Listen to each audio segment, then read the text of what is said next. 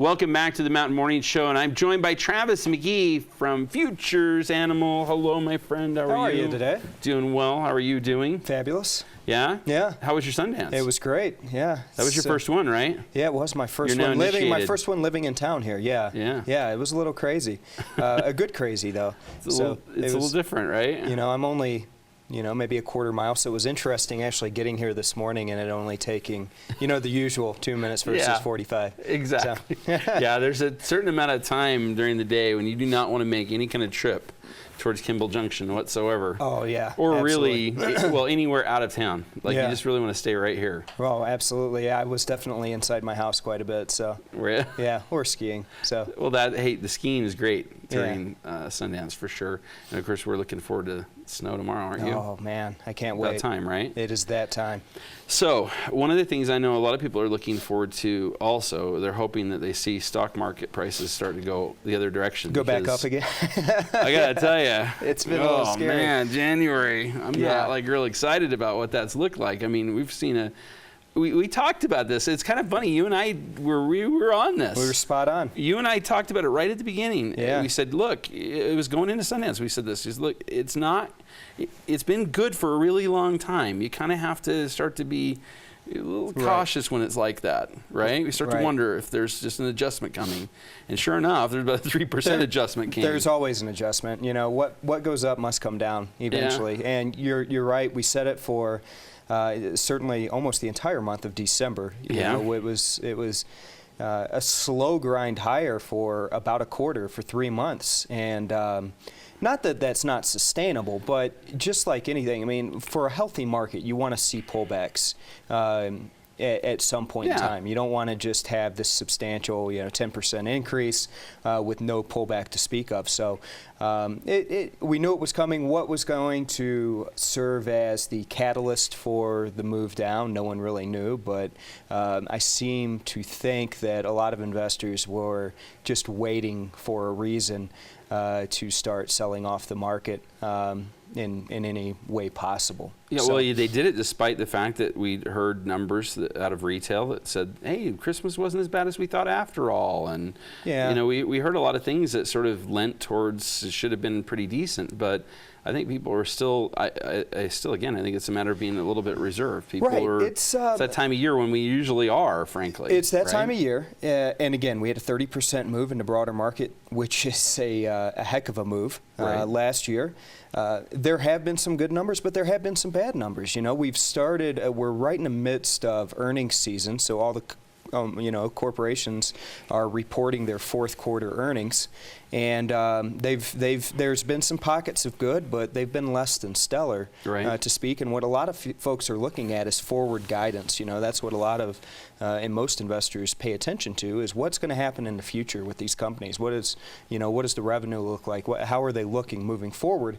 And a lot of the forward guidance coming out of these companies hasn't been that great. There's still a lot of uncertainty, and as we said, uncertainty is the four-letter word for the stock market. Uncertainty is bad, and there's a lot of uncertainty in corporate America moving forward with what's going on in our own political world. And, we've got the State of the Union address tonight. I was just going to mention that, but we also have China and Argentina that have been pretty volatile. But then you have what's referred to as sovereign risk. And sovereign risk is something that we've experienced quite a few times over the past 5 years, whether it's come in the form of Greece, any of the peripheral Europe. Now we've got not necessarily sovereign risk in China, but you've got a Chinese economy that seems to be slowing down, and they drive a lot of growth here inside of the United States. Considering the speed that it was at and the fact that we're so much more globally invested in China, and of course us as well, they've got a lot of money here. Right. And now you got some fears emerging with Argentina as well. Again. This reminds me of 1995 all over again. It's, again, it's spooking investors, and that's what you've seen over the course of the past 4 days, with a 3% sell-off that we've seen in the market. Not that that's a huge sell-off by any means, and we certainly could have more room to go. But what does that do? It leaves retail investors scratching their head saying, okay, it was easy to trade the stock market last year. I made anywhere from 25 to 30% if you were just in straight equities. If you were in the bond market, that's another story. But now, what do I do as an investor if the stock market stays flat, meaning, it doesn't really do anything this year, or it goes down?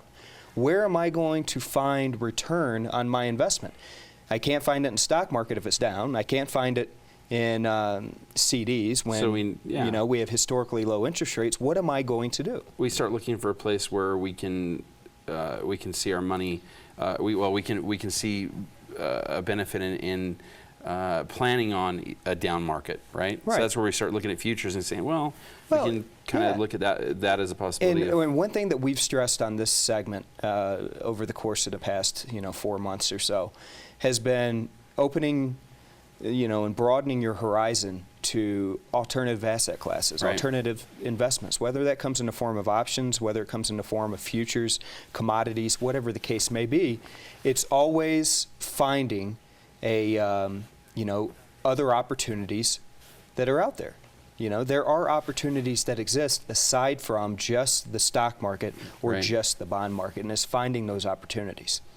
Interesting. And I guess, one of the questions I have when we talked about for just a moment there, the State of the Union address. Well, we know that, he announced obviously an increase in pay for government. Anytime you're doing any involvement with the government, you now have a minimum wage of around $10. That we know that's really not going to affect the overall market. But we know that this speech tonight likely will. What's your thoughts on this? I would say this guy always delivers a good speech. We've kind of found that that's the case over the past. I don't think he's certainly not going to bomb it, I don't think. Yeah. With that being said, what are your thoughts? I got to be honest with you. I don't think this speech tonight means a whole lot for the market. I think there's, as with any of the State of the Union addresses, they tend to one melds right into the next one, and there's nothing really distinctive about any. It's more of a formality. They all have the same part of them, which is hope and work. So we all work hard. The State of the Union, as far as its effect on the market, I don't think it has any effect whatsoever. Now, with that said, we have another big event this week. We have the Federal Reserve Committee meeting, and they are coming out with their statement on Wednesday from their meeting and what they're going to do moving forward. And what everybody's looking at is what are they going to do as far as this Federal Reserve, the stimulus tapering that they announced last month. Are they going to continue with this? Will they get more aggressive? Are they going to get more aggressive, or are they going to start to scale back now that we've had some bad news come into market? So there's a lot of speculation around that. That meeting is more important, far more important than the State of the Union as far as its effect on the market. Well, it's going to get exciting, but like you said, it pays right now to look for a place where, regardless of which direction the market's going, we're going to make some money. Exactly.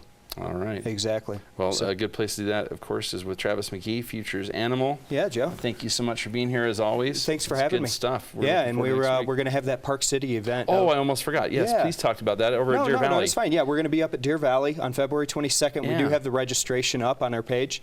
February 22nd, again, it's FuturesANIMal.com. It's going to be a half-day event, real casual. And again, what we're going to be talking about, the whole focus of the event is opportunities. Where do you find these opportunities? What does the market look like moving forward? Again, it's just going to be very conversational, talk about it a little bit, and I think we're going to go out and ski a little bit afterwards. That sounds great. Yeah. I'm hoping to come to that. That sounds like a lot of fun. Good, good. All right. Well, we're going to take a quick break. When we come back, Ryan Walsh with 1033 Foundation happens right after this.